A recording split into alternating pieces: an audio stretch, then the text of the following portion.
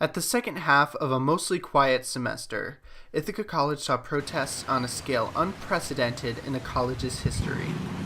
And those protests were directed at one man. Tom Rochon! No confidence! Tom Rochon! No confidence! The protests mirrored similar movements going on in colleges across the country. As we have been reporting, there are now a number of college campuses in turmoil. Following a wave of protests from students and faculty, Tim Wolf, the president of the University of Missouri System, is resigning. Thousands of students at Yale are hoping their March for Resilience will bring an end to racism on campus. At the time, the country was entering a new era. But tensions against Rochon had also been building since long before then.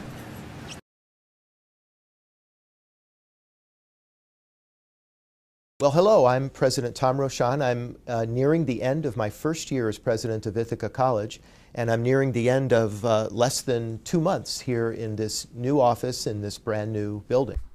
Rochon succeeded Peggy Ryan Williams, a fairly non-controversial president at IC, in 2008 in the midst of the financial crisis.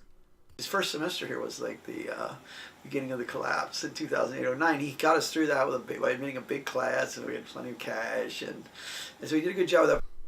During his tenure, Rochon sought to enact fiscal discipline at the college. He merged divisions, cut staff, and raised lots of money from alumni. All of this resulted in some of the lowest rates of tuition increases at the college in decades.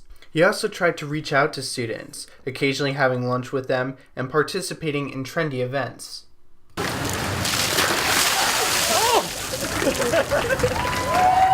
my goodness! But eventually, national issues seeped into campus and upended his tenure. There is growing outrage tonight after an unarmed African-American teenager was shot and killed by police in the St. Louis suburb of Ferguson, Missouri.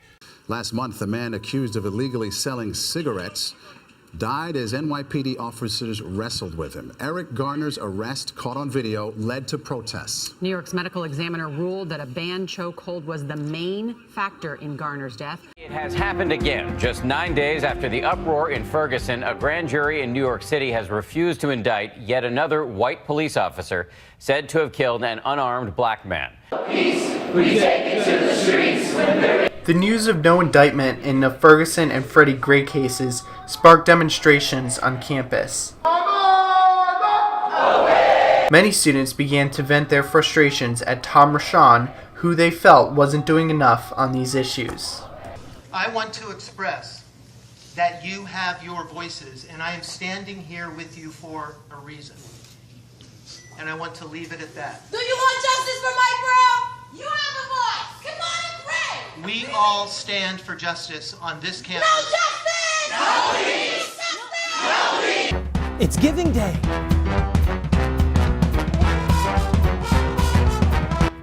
The next semester, spring 2015, was relatively uneventful.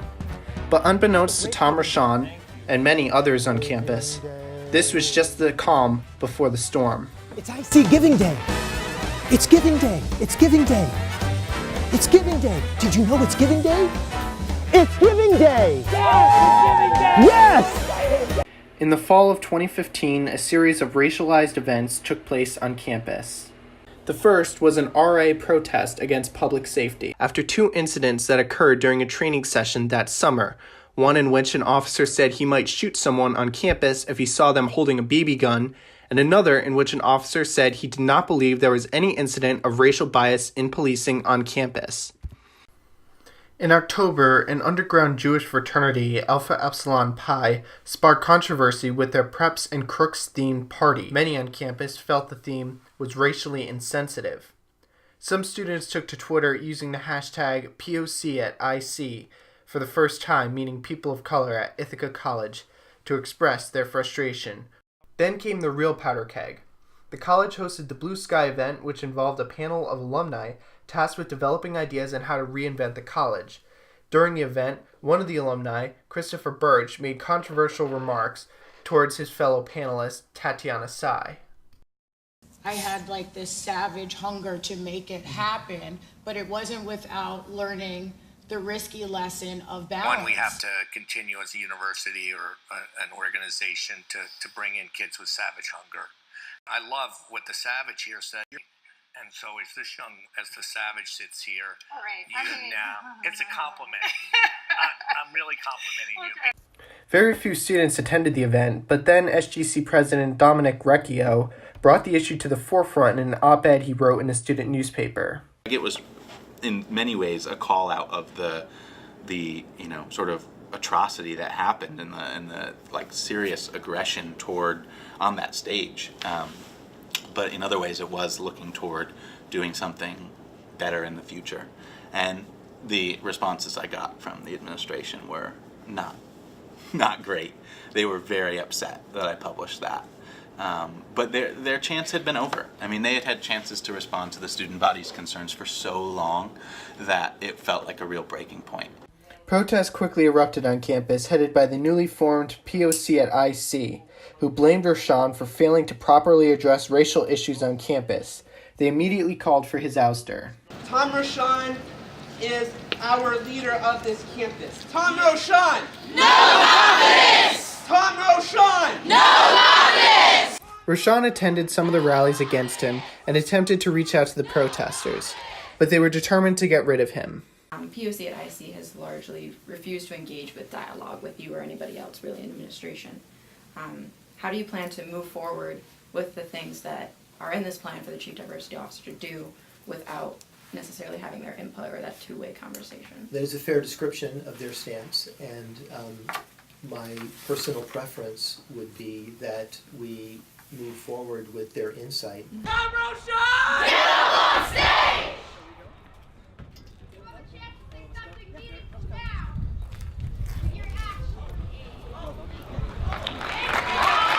I want you to know that I am all in for Ithaca College.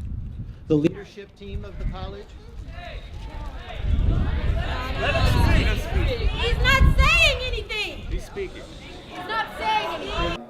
At one point, Rochon hosted a forum detailing his plans to address racial issues on campus. But about 10 minutes in, protesters stormed the stage and walked out.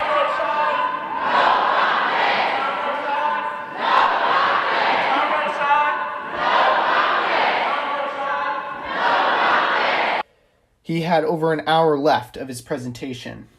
POC at IC began taking their fight to everyone who would listen, including prospective students whom they tried to deter from coming to the college. Tom Rochon! Tom Rochon! No more dialogue! We want action! At one point, Rochon warned parents about the demonstrations. You're likely to encounter demonstrations this weekend, and including quite possibly at this meeting itself. We have a bias toward giving voice to students, and it's a bias toward listening, even when the message and its mode of delivery might not be comfortable. So if students interrupt this session, I'm going to welcome them to the stage to speak. If time remains when they're finished, I'll complete the message, the thoughts that I wanted to offer this morning, but if not, I'll make sure that they are sent to you. Rochon had very few vocal supporters. I just say I support Tom Rochon as what he's done as a job. I don't call for his change. He's raised money for the school. So, do you think money is more important than human lives? You didn't feel like there was any space for dialogue with your colleagues on the issue. Like, I had mixed feelings about it. I was disturbed by the people would talk to you privately. Like they thought, they'd call them out here and they'd grab the microphone away from. At one point, they turned the microphone off if you can find that's just rude. You get 2 minutes and then he talks for a minute. He's not saying anything. Well, that's for you. You don't get to judge you give somebody time. You don't get to judge whether you like what they're saying or not. I just felt like they turned the microphone off. You could find colleagues who would privately be willing in their offices to say that. Not everyone, that this was not appropriate behavior.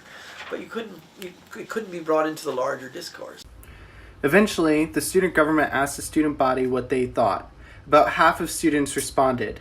72% of respondents said no confidence. Then faculty was asked by the faculty council. 77.8% of them said no confidence. If just been a no confidence vote in Tom Rochon, I would have voted yes. But I took into account the conduct and the quality of the critique of his critics. That's why I voted no. The board chair had confidence in Rochon. But pressure was mounting, and he announced his resignation during winter break. Even though he would go on to serve another 1.5 years at the college, POC at IC ceased their protests. Eventually, the college got a new president.